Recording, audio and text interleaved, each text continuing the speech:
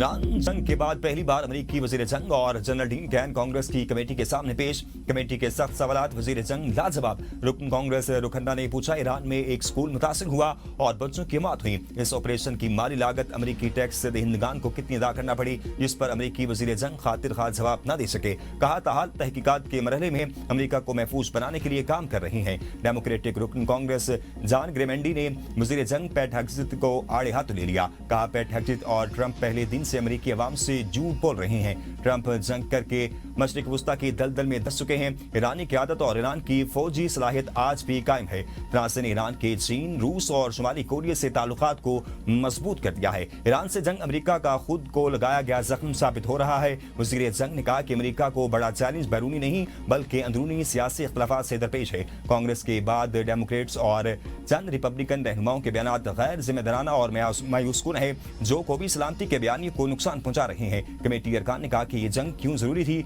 जिस पर वजीर जंग और जनरल डीन कैन तसल्ली बख्श जवाब न दे सके। अमेरिकी वजीर जंग को कमेटी में पेशी पर मुजाहिरीन ने भी घेर लिया। इनके खिलाफ जंगी मुजरिम के नारे लगाए गए। अमेरिकी वजीर दिफा की खामोशी सहाफियों के सवालात पर भी कोई रद्द-ए-अमल जाहिर न किया।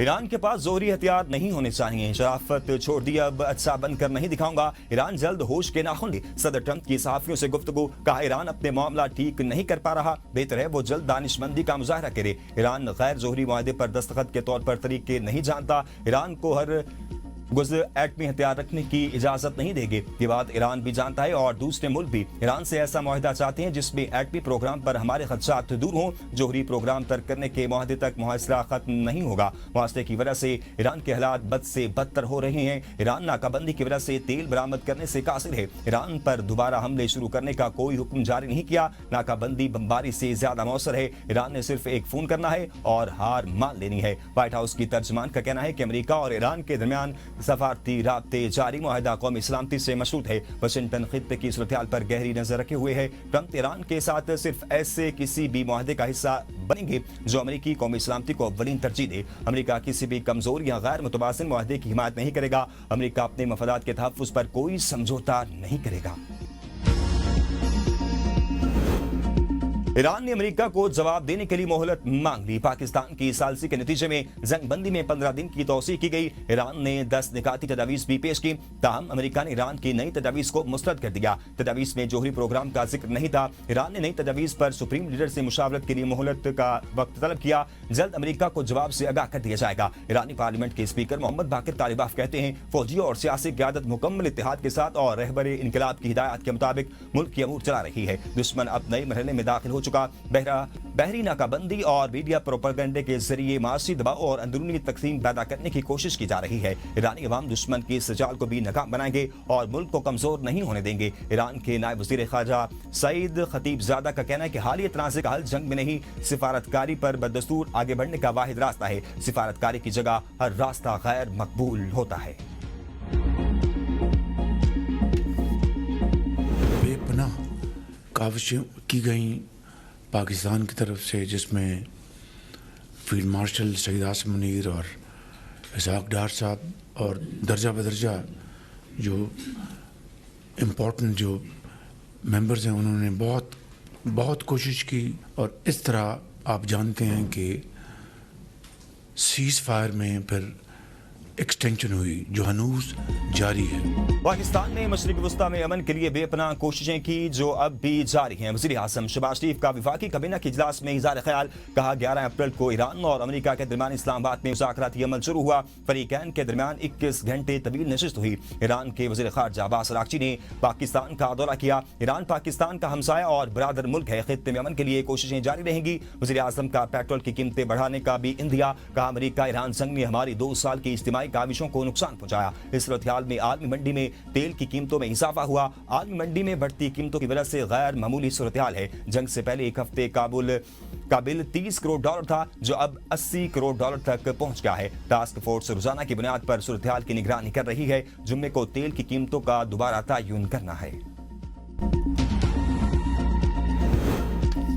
मशरिक़ी वुस्ता में जारी कशीदगी और आपना हुर्मस की बंदिश के बायस आलमी मार्केट में तेल की कीमतों में इजाफे का सिलसिला जारी। बरतानवी खाम तेल ब्रेंट क्रूड ऑयल की कीमत $119 फी बैरल तक जा पहुंची। अमरीकी खाम तेल WTI की कीमत $106 फी बैरल से तजावुज कर गई। पाकिस्तान में तेल की दरामदी बिल में 167% इजाफा रिकॉर्ड किया गया। दूसरी जानिब मशरिक़ी वुस्ता की कशीदा सूरत-ए-हाल पर आलमी बैंक की तवानाई की कीमतों में 24% इजाफे की पेशगोई। रिपोर्ट में कहा गया कि अगर खित्ते में जारी शदीद तनाव मई तक खत्म हो जाता है तो भी कीमतों में नुमाया इजाफा बरकरार रहने का इम्कान है। रूसी वज़ीर खजाना ने कहा है कि UAE की ओपेक से अलहदगी के बाद कीमतों को काबू में रखने के लिए ओपेक के रुकन मालिक तेल की पैदावार बढ़ा रहे हैं।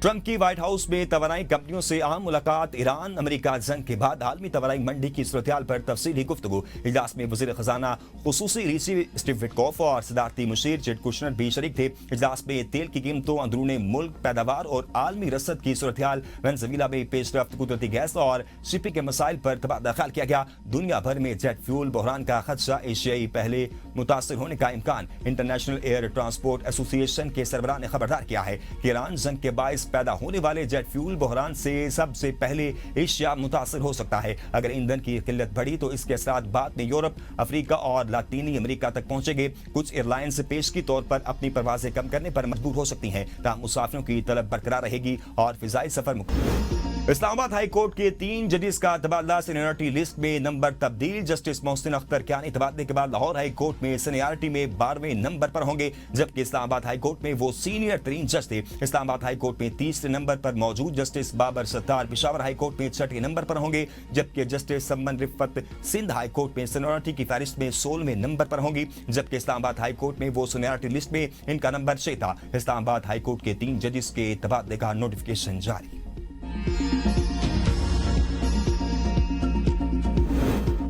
बहरिया टाउन कराची मिनी लॉन्ड्रिंग और करप्शन केस में अहम पेशरफ्त। इश्तिहारी मुलजिम मलिक रियाज और बेटे अली रियाज के इंटरपोल के जरिए रेड वारंट जारी कर दिए गए। चेयरमैन नैब ने सहाफियों से गुफ्तगू में कहा, red warrant real estate sector में करप्शन के भारी केसेस पर जारी हुए। मलिक रियाज के खिलाफ 900 अरब के जायद के केसेस की तहकीकात मुकम्मल हो चुकी। दोनों की वापसी के लिए दुबई हुकूमत से राब्ते में है। मुलजिमान जल्द गिरफ्तार कर लिए जाएंगे।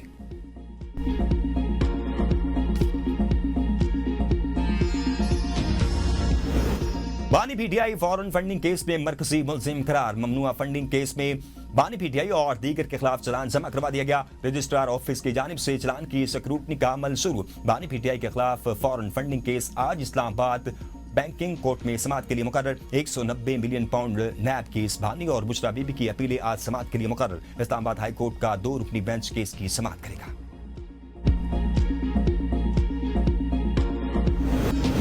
पंजाब असेंबली में फिल्म सिटी अथॉरिटी बिल 2026 कसरत राय से मंजूर। अपोजिशन का एतराज शोर शराबा, ऐवान मछली मंडी बन गया। मरियम औरंगजेब की तकरीर के दौरान अपोजिशन का एहतजाज। स्पीकर के अरकान को खामोश रहने की हिदायत। मरियम औरंगजेब ने कहा कि अपोजिशन के पास कारकर्दगी दिखाने के लिए कुछ नहीं, इसलिए ये ऐसी हरकतें करते हैं। अभी तो मैंने अपोजिशन वालों की अच्छी बातें बतानी है। पंजाब हुकूमत के पास अपनी कारकर्दगी बताने के लिए बहुत कुछ है। हुकूमत पंजाब ने तालीम और सेहत के तरक्याती बजट में गैर मामूली इजाफा किया। किसानों को रिलीफ दिया गया। ऑपोजिशन रुकन इजाज शफी ने कहा कि हेल्थ और एजुकेशन का बजट काटकर फिल्म सिटी अथॉरिटी पर लगाया जा रहा है। ऐसे बिलों की क्या जरूरत है? हुकूमत बिल पर बिल ला रही है। क्या हुकूमत जाने वाली है?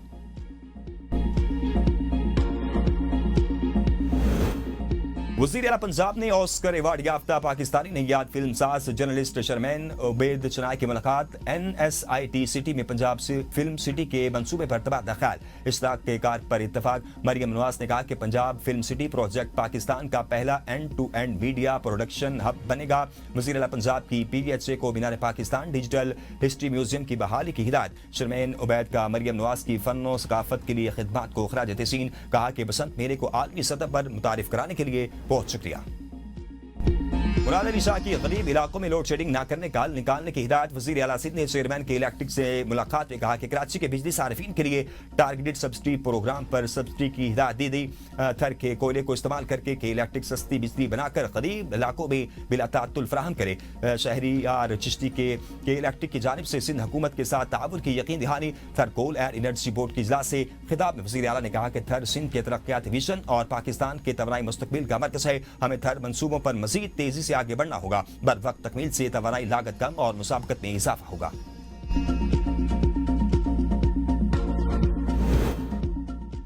वज़ीर आला खैबर पख्तूनख्वा की यूरोपीय यूनियन के सफीर से मुलाकात। सुहेल खान आफरीदी ने सेंटर ऑफ एक्सीलेंस के क़याम ने यूरोपीय यूनियन के ताउन को सराहा। कहा अफगान जंग के असरात से खैबर पख्तूनख्वा को शदीद नुकसान उठाना पड़ा। अब नौजवानों में सरमायाकारी तरजीह है। अफगानिस्तान के साथ मामलात में मुज़ाकरात ही आगे बढ़ने का मौसर रास्ता है। यूरोपीय यूनियन के सफीर ने कहा टेक्नोलॉजी और वोकेशनल स्किल्स हमारी तरजीह है। वज़ीर आला ने 2 मई को लाहौर का दौरा मनसूख करने का भी ऐलान किया।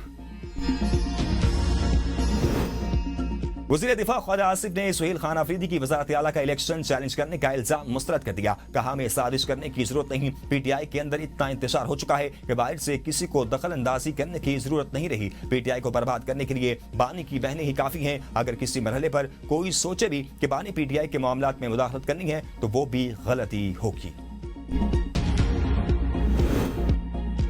कराची में मसाइल कम होने के बजाय बढ़ गए। कराची तरक्की करेगा तो पाकिस्तान तरक्की करेगा। अवाम पाकिस्तान पार्टी के सरबराह शाहिद खगान अब्बासी के कराची में न्यूज कॉन्फ्रेंस। कहा कराची में ट्रांसपोर्ट का निजाम तबाह है। शहरी इंफ्रास्ट्रक्चर का कोई पुरसानी हाल नहीं। कराची में सड़कों की हालत खराब है। 5 साल हो गए लेकिन कराची की मसरूफ तरीन सड़क नहीं बनी। यूनिवर्सिटी रोड कब बनेगा? क्या कोई जवाब दे सकता है? हुकूमत जवाब दे कि सड़कें क्यों नहीं बनाई। कराची में पानी बहुत है लेकिन लोगों को नहीं मिल रहा। मसाइल की बात करें तो सियासी रंग दे दिया जाता है।